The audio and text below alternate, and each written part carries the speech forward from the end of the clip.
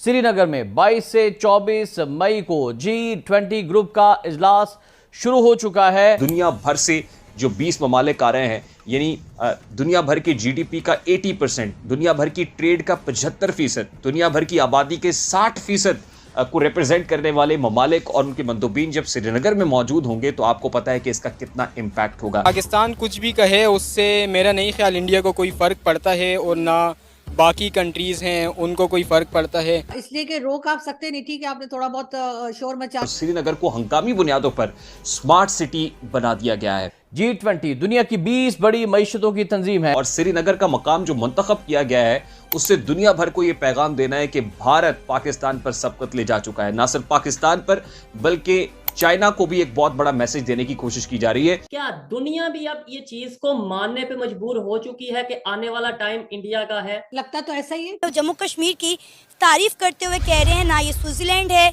ना ऑस्ट्रेलिया, ये कश्मीर है, ये इंडिया है। साथ ही साथ इन्होंने श्रीनगर जम्मू कश्मीर में होने वाली G20 मीटिंग के हवाले से हिंदुस्तान की तारीफ भी की। मुबारकबाद देना चाहिए कि 70 सालों के बाद लाल चौक में उसने झंडा लहराया। पाकिस्तान की अनफॉर्चुनेटली बड़े गम से कहना पड़ता है कि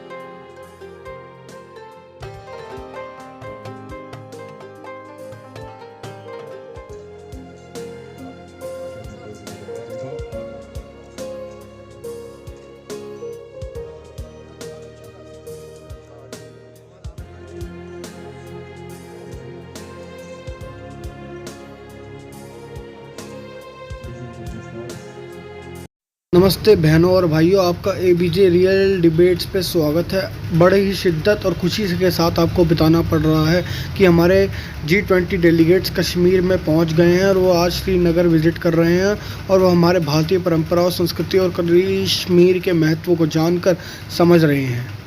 पाकिस्तान की लाख कोशिशों के बाद भी G20 डेलीगेट कश्मीर में आए। इस बात पे पाकिस्तान अब जला भुना बैठा है और पाकिस्तान के विदेश मंत्री बिलावल भुट्टो अब इस बात पे UN में जाकर इंटरनेशनल कम्युनिटी को डिफेंड करने की बजाय उन्हीं पे आरोप लगा रहे हैं कि उन्होंने पाकिस्तान वो इंटरनेशनल कम्युनिटी को ये कह रहे हैं कि उन्होंने इंडिया और पाकिस्तान के आंतरिक मामलों में हस्तक्षेप किया। ये आज की परिचर्चा को सुनते हैं।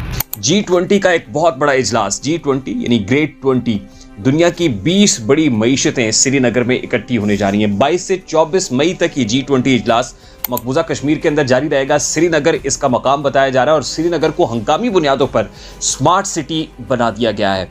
इस अहम इजलास के बहुत सारे मकासद हैं और श्रीनगर का मकाम जो मुंतखब किया गया है उससे दुनिया भर को ये पैगाम देना है कि भारत पाकिस्तान पर सबकत ले जा चुका है। ना सिर्फ पाकिस्तान पर बल्कि चाइना को भी एक बहुत बड़ा मैसेज देने की कोशिश की जा रही है, क्योंकि लद्दाख के मकाम पर चीनी और भारतीय फौजों के दरमियान झड़पें भी हुई थी और आलमी मीडिया में खबरों की जीनत भी बनी थी।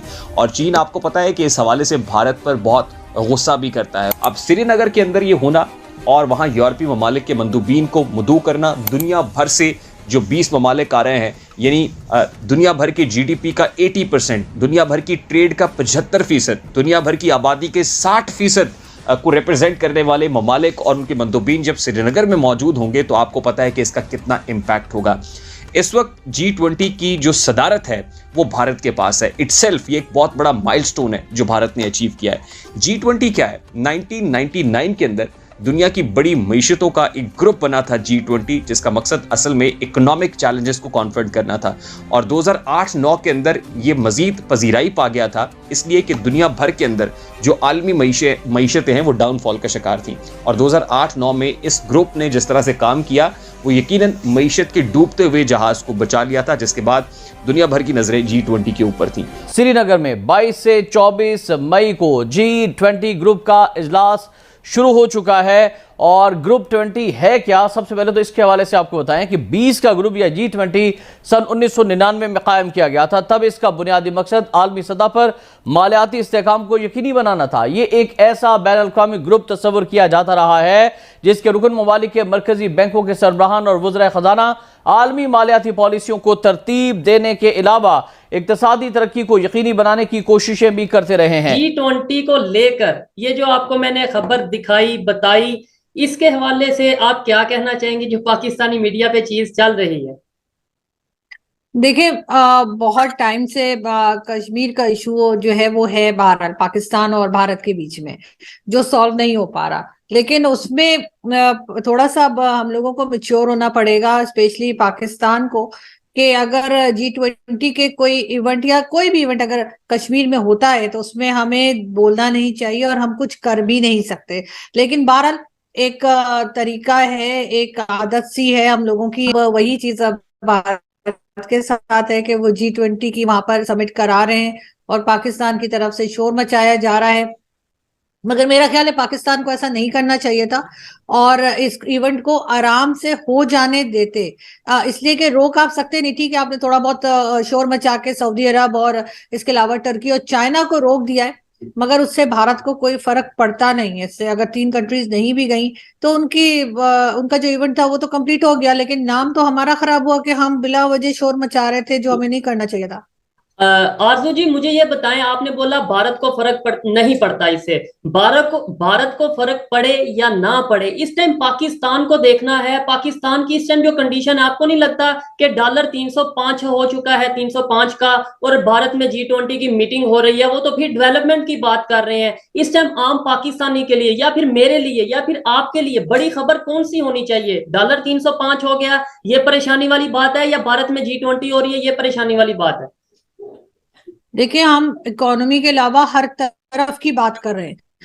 हम वो 9 मई से भी बाहर नहीं आ रहे। जो 9 मई को जो कुछ हुआ, जाहिर है उसको कोई पाकिस्तानी सपोर्ट नहीं कर रहा, गलत हुआ था, लेकिन फिर भी अब उसमें से हमें बाहर आ जाना चाहिए। अब हमें अपनी इकोनॉमी को देखना चाहिए। बिल्कुल आप सही कह रहे हैं, डॉलर जो है वो 305 का हो गया है। और ये सिर्फ डॉलर की बात नहीं है, हर करेंसी बढ़ चुकी होगी, हर चीज महंगी हो चुकी होगी, और लेकिन उसके ऊपर कोई बात नहीं कर रहा। ये जो मैं और आप बात कर रहे हैं इंटरनेट पे, इसका बिल भी बढ़ जाएगा और हमें इसको ज्यादा पे करना पड़ेगा। और हम वर्किंग क्लास है, हम लोग कोई वो वडेरा सिस्टम हमारा नहीं है कि हमारे बहुत कोई जायदादें रखी हुई हैं या वो है। जाहिर हम लोग मेहनत करते हैं, हम काम करते हैं, और हमारी वजह से, हमारे जैसे वर्किंग क्लास की वजह से थोड़ा बहुत जो संभाला लिया हुआ है। लेकिन फिर भी पाकिस्तान उस तरफ नहीं देख रहा, ना एस्टेब्लिशमेंट देख रही है और ना ही हमारी जो कहना चाहिए गवर्नमेंट है वो देख रही है। बल्कि अगर आप टीवी चैनल्स को देखें तो आपको ये G20 पे जो हमारे यहाँ बार बार बात की जा रही है, उसके अलावा एक चीज और नजर आएगी, और वो ये कि हमने करोड़ों के कमर्शियल्स चला रहे हैं हम हर चैनल के ऊपर, सिर्फ ये बताने के लिए कि हम अपनी फौज के साथ खड़े हैं, कि हमारी फौज बहुत अच्छी है, हमारी फौज के साथ हमारा जो है वो, हम पूरी ईमानदारी के साथ अपनी फौज को सपोर्ट कर रहे हैं। इस चीज के ऊपर करोड़ों रुपए जो है वो इन्वेस्ट किए जा रहे हैं। अब गवर्नमेंट कर रही हो चाहे एस्टेब्लिशमेंट कर रही हो, बहरहाल पैसा तो पाकिस्तान का है। और ना सिर्फ ये, आप जिस शहर में जाएं पाकिस्तान के इस वक्त, लाहौर, कराची, कई लोगों ने जो है वो छोटे छोटे क्लिप लगाए हैं सोशल मीडिया के ऊपर, कराची से भी और दूसरी सिटीज से भी,